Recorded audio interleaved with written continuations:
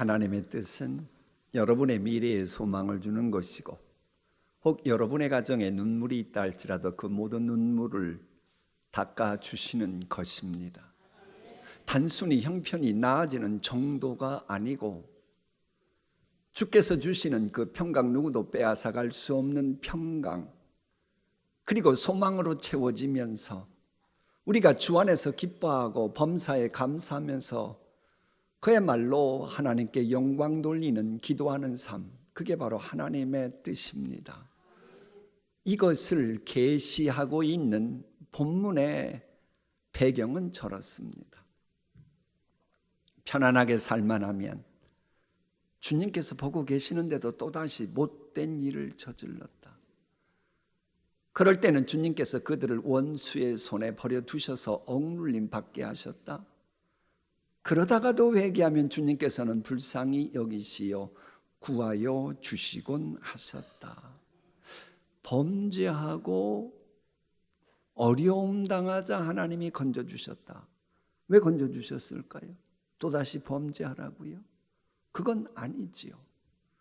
그런데 이스라엘 백성들은 베드로 서 있는 것처럼 개가 토한 것을 도로 먹는 것처럼 또다시 범죄하곤 했습니다.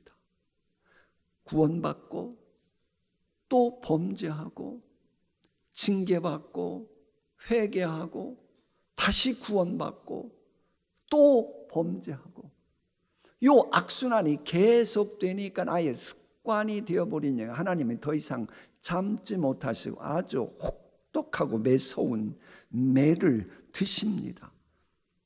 무려 70년 동안이나 본인들은 물론이고 자녀들도 손주들도 인간답지 못한 삶을, 그것도 이방 땅에서 살도록 심판하셨습니다.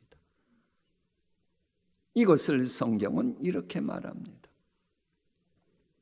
눈앞에 펼쳐주신 넓고 기름진 땅에 살면서도 주님을 섬기지도 않고 악한 길에서 계속 주저앉고 돌이키지 않았다. 그 결과 오늘 이처럼 우리는 종살이를 한다.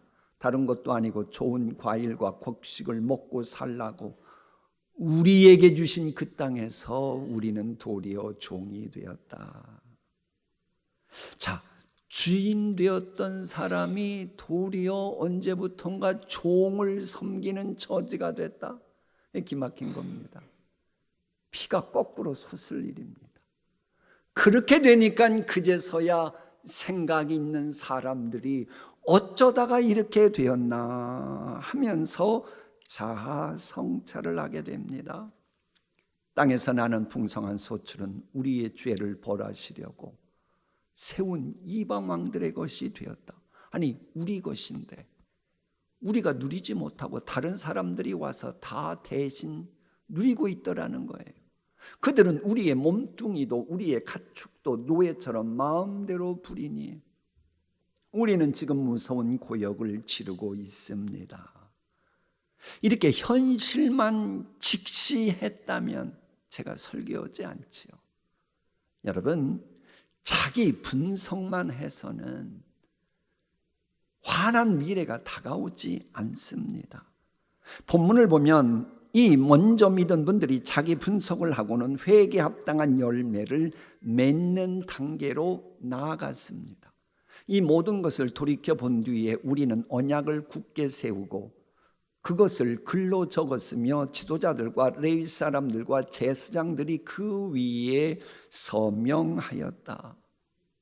이렇게 결단을 실천해 옮기자 하나님이 놀라운 은총을 베푸시며 힘을 실어주십니다.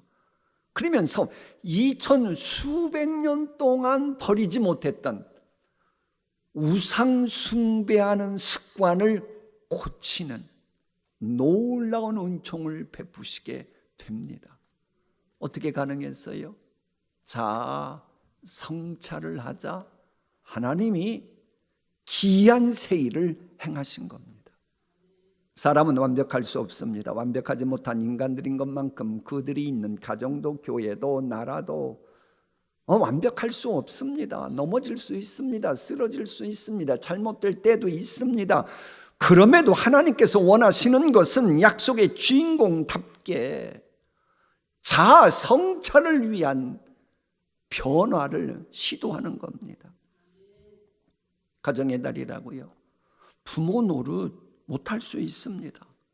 성경을 보면 부모들이 자신의 목적 달성을 위해서 자식을 달달 볶고 그러면 희생시키면 그 부모를 제거하라고 말씀하십니다. 그러니까는 부모님들도 어쩌다 보니 그런 말 하지 마세요. 성경에 비춰보아 내가 부모 노릇 못했다 하면 빨리 자아 성찰해야 가정에 복된 미래가 다가옵니다. 그것은 부모님에게 불효 저질렀을 때도 우리가 부모님께 불효 저지를 수 있습니다. 다만 그럴 때 불효를 정당화시키지 말고 말씀에 근거해서 뭐가 문제가 되면 빨리 자아 성찰하고 그리고는 고쳐나가야 하나님은 그런 가정에 환한 미래를 주십니다. 특히 본문은 어른들부터 자아 성찰하는데 앞장서야 할 것을 계시합니다. 우리 함께 읽어볼까요? 우리가 이 모든 일로 말미암아 이제 견고한 언약을 세워 기록하고 우리의 방백들과 레위 사람들과 제사장들이 다 임봉하나이다 하였느니라. 그 임봉한 자는 하가라의 아들 총독 느헤미야와 시드기야. 총독 지도자지요. 시드기야는 신정일치 시대의 영향력이 대단했던 제사장 이름입니다.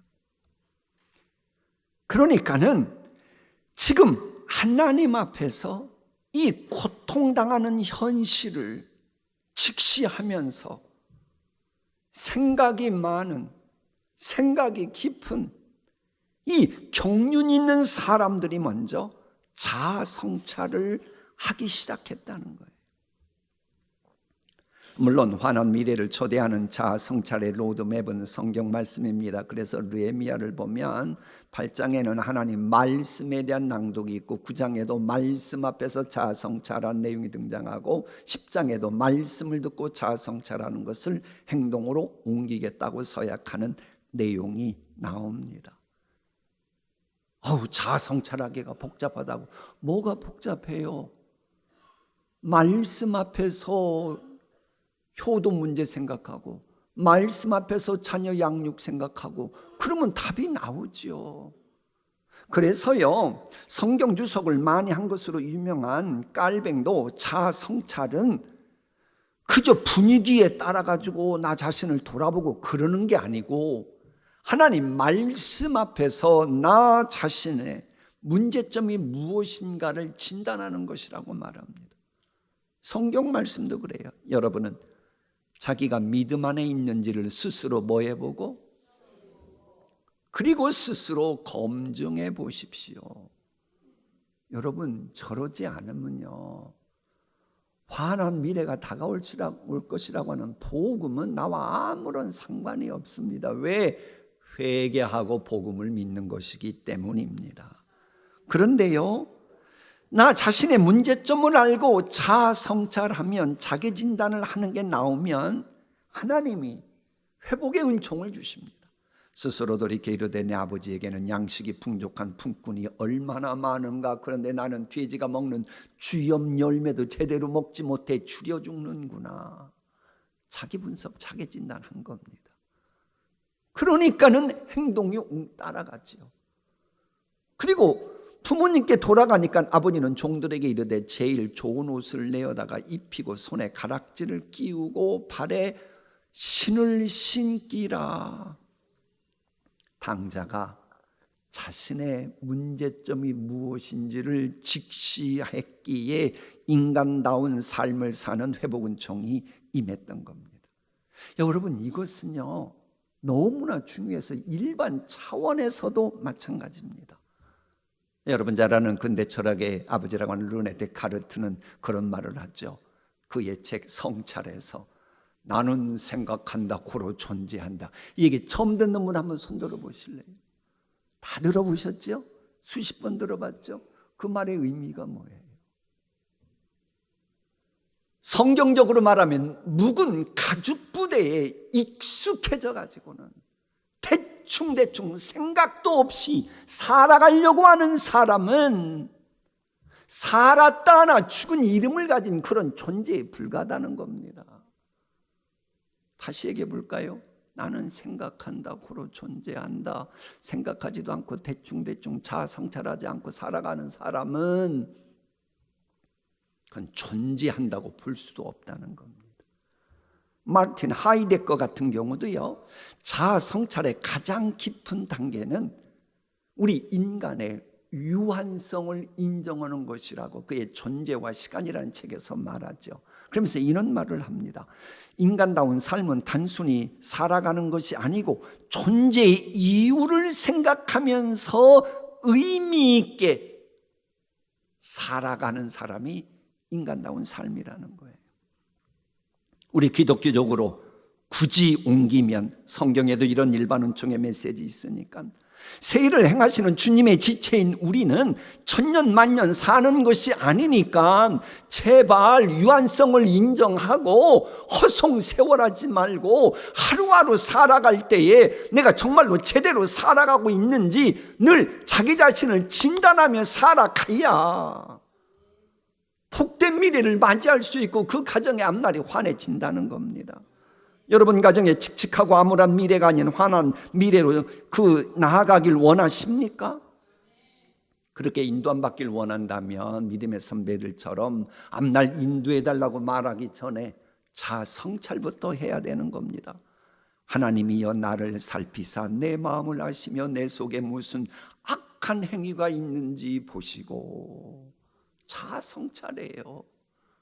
그런 다음에 나를 영원한 길로 인도하소서. 여러분 저것도 세례요한이 외쳤던 것과 똑같아요. 복음이요? 인도 안 받는 복음이요? 자아 성찰 없이는 그 복음이 안 온다니까요. 회개해야 복음이 내게 다가온다는 겁니다. 여러분 문제가 있을지라도 그런데 자아 성찰하잖아요. 하나님은 촛대 옮기지 않고 기회 주십니다. 그러므로 어디서 떨어졌는지 생각하고 회개하여 처음 행위를 가지십시오. 그리하면 쉽게 말하면 자아 성찰의 열매를 보면 주님이 너의 촛대를 그 자리에서 옮기시지 않습니다. 왜? 저 말씀이 뭐예요? 처음 사랑 어디서 잊어버렸니? 빨리 너 자아 성찰해. 그러지 않으면 촛대 옮긴다. 그 말씀이 내내 같은 내용 아닙니까? 대한민국이나 한국교회는 언제부턴가 변질되어서 지금까지 빛을 발하던 촛대가 가물가물 꺼져가고 있다고 하고, 그래서 우리나라도 잠재 성장률이 몇 년부터는 제로라 그런 말을 하지요. 제로라고 하는 얘기는 남들은 앞서가는데 제로면 마이너스란 말도 되지요. 그러니까는 촛불을 꺼뜨려서 촛대가 옮겨지는 비극을 경험하고 싶지 않다면, 해서 다시 재기하고 싶다면 회복은총이 필요한 이 현실을 직시하고 내 탓도 있다고 인정하는 사람이 있어야 된다는 거예요. 여러분 과연 우리나라에 내 탓이라고 하면서 자아 성찰하는 지도자들이 몇 명이나 됩니까? 우리 장로님도 정치적인 불안 이렇게 기도하셨는데 왜 불안한 거예요? 이렇게 된 것에 대해서 자아 성찰하고 내 탓이라고 회개하는 정치인들이 많으면 우리 장로님이 그런 기도 하시겠어요? 없는 거예요. 여러분 일제 암흑기에서도 우리나라 왜 소망이 있었던 줄 기억합니까? 도산 안탕호 선생님처럼 내 탓이라고 자기 성찰했던 어른들이 계셨기 때문입니다. 코로나19 공격을 받고 초토화되었을 때에 자아 성찰은커녕 도리어 남에게 책임 전가하기에 바쁜 그런 사람들 때문에 더 어수선해졌잖아요. 자아 성찰하는 분들이 있어야 회복도 되고 부흥의 물길도 타오르는 겁니다. 우리 교회가 지금 회복의 물길이 타오르고 있다 그러는데 그렇게 앞장서고 쓰임받는 분들 잘 보십시오. 자아 성찰하는 분들입니다. 가정도 누군가가 자아 성찰하면 재기할 기회의 문은 반드시 열리고, 그러면서 환한 미래의 지평이 그 가정 앞에 펼쳐집니다. 다윗 가정 보세요. 성경을 보면 다윗에 관한 기록이 많은데 또 그런 것만큼 다윗처럼 못된 짓 한 인간도 많지 않아요. 성경 기록을 보면 다윗 보면 어떤 때 보면 이거 완전 마귀 아니야? 이거 악마 아니야? 이런 생각 들 정도로 죄를 참 모질게 졌어요. 아이고, 그런데도 하나님은 이새의 아들 다윗을 만나니 내 마음에 합한 사람이라. 왜 그 말씀 하셨겠어요? 시편 51편에 보면 해답이 나와요. 다윗은 그 엄청난 파워, 영향력이 있었음에도 불구하고 자기 자신에게 잘못이 있음을 알자 그 순간 무릎을 꽉 꿇고 회개합니다. 이 역사상 독재자들이 회개하지 않습니다. 합리화시키기 바쁘고, 수 틀리면 역적이라고 그러고 귀양 보내고 죽이고 그럽니다. 그래, 혹시 여러분들 가운데도요, 자아 성찰이 안 되는 분들은 독재자 비난하면 안 됩니다. 왜? 자아 성찰하지 않는 분에게 권력이 주어지면 그 사람도 곧 독재자 될 것이기 때문에 그런 겁니다. 그럼 다윗 보세요. 나단의 말 듣고 그 순간 잘못 인정하고 회개하잖아요.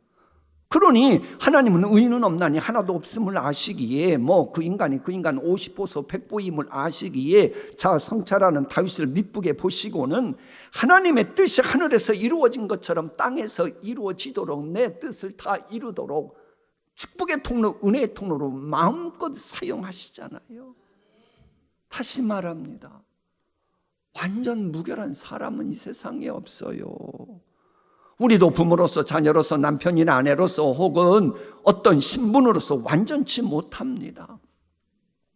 이런 우리의 실존을 아시는 하나님 앞에서 말씀하시면 인정하고 자아 성찰하고 자기 진단하고 회개합당한 열매 맺어보세요. 주님은 반드시 다시 한 번 더 기회 주시고 환한 미래로 인도해 주실 줄 믿습니다. 진실로 자기 진단하는 지도자들이 많아야 하나님이 그런 공동체에 힘을 실어주셔요.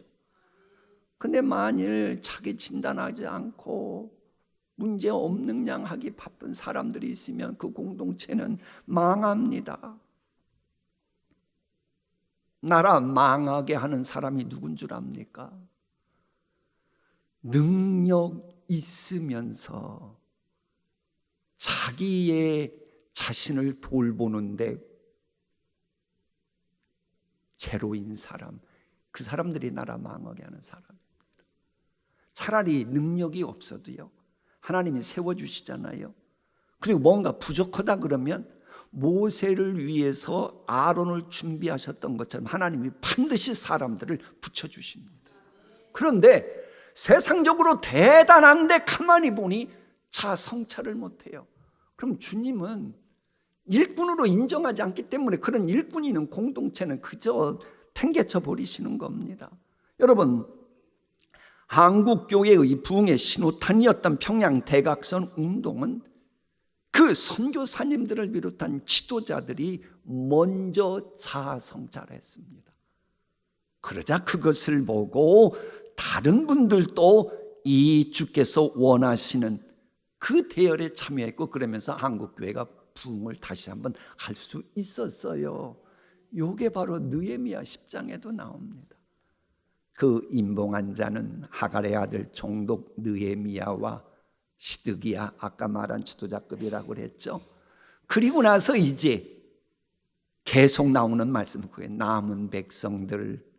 그러니까 우리 교회 같으면 항전직분자는 꼭 서약을 하고 그 다음 단계 나가는데, 그들뿐만이 아니고 지식과 총명이 있는 자들, 왜 하나님 앞에서 자아를 성찰하고 그리고 주께서 원하시는 삶을 살아야 되는지 이 서약한 인증한 그 의미를 아는 사람이라면 외국인일지라도 환한 미래에 주께서 주시겠다고 계시하고 있는 겁니다.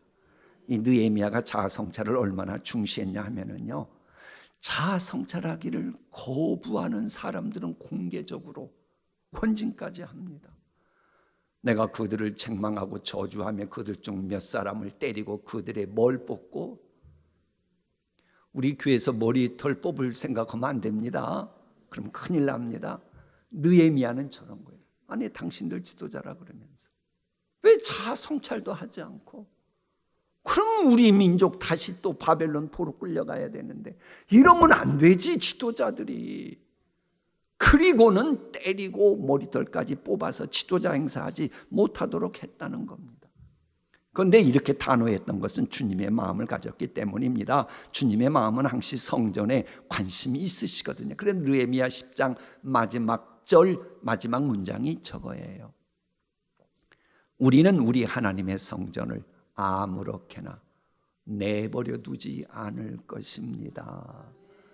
성전이 성전되게 하는 것을 방해하는 비성경적인 회방이라면 그 무엇도 용납하지 않고 우리들도 대충대충 그렇게 교회 생활하지 않을 것입니다.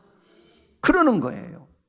그러면서 정성을 다해 성전이 성전되도록 책임을 감당하겠다는 겁니다. 이 자아성찰이 책임 감당으로 이어지는 말을 했던 인물이 있지요. 임마누엘 칸트의 순수 이성 비판에 보면 그 얘기가 나와요. 분위기 따라 좌지우지하는 인간은 참된 인간이 아니고 나 자신을 돌보면서 책임을 감당하는 존재가 책임을 더 강조해요. 참된 인간이라는 거예요, 칸트는. 그런데 이 칸트가 주장하기 2000 수백 년 전에 믿음의 선배들이 이 얘기를 본문을 통해서 한 겁니다. 그래서 그 중 하나가 뭐냐? 땔감을 하나님께 바치는 일이었어요. 하나님께 땔감을 구해가지고 바치는 절기가 바로 길로포리아 절기입니다. 요세푸스에 의하면 저 때는요, 유대인들이 유대력 달력 매년 5월이 되면 8일 동안 전 국민들이 땔감을 모아가지고 성전에 바쳤대요. 왜 그런 줄 아세요? 본문 말씀이 기록될 당시에는 석유나 기름이나 전기 같은 게 있었어요? 없었어요? 그러니까는 레위기 보면 매일마다 2번의 번제는 드려야 됩니다. 그거 상번제라 그래요. 그러면 제물을 바치려고 그러면 땔감이 필요하잖아요. 그래서 나무 땔감을 바쳤다는 거예요. 이게 무슨 얘기입니까? 성전이 성전되도록 너나 할 것 없이 우리 모두 번제를 드리며 하나님과 만나도록 하는 그 일을 위해서 결정했다라고 하는 거예요. 하나님의 말씀 뭘까요? 우리 제사장들과 레위 사람들과 백성들이 제비 뽑아 각기 종족대로 해마다 정한 시기에 나무를 우리 하나님의 전에 바쳐 율법에 기록한 대로 우리 하나님 여호와의 제단에 모하게 하였고 성전이 성전되게 하는데 최선을 다한 거예요.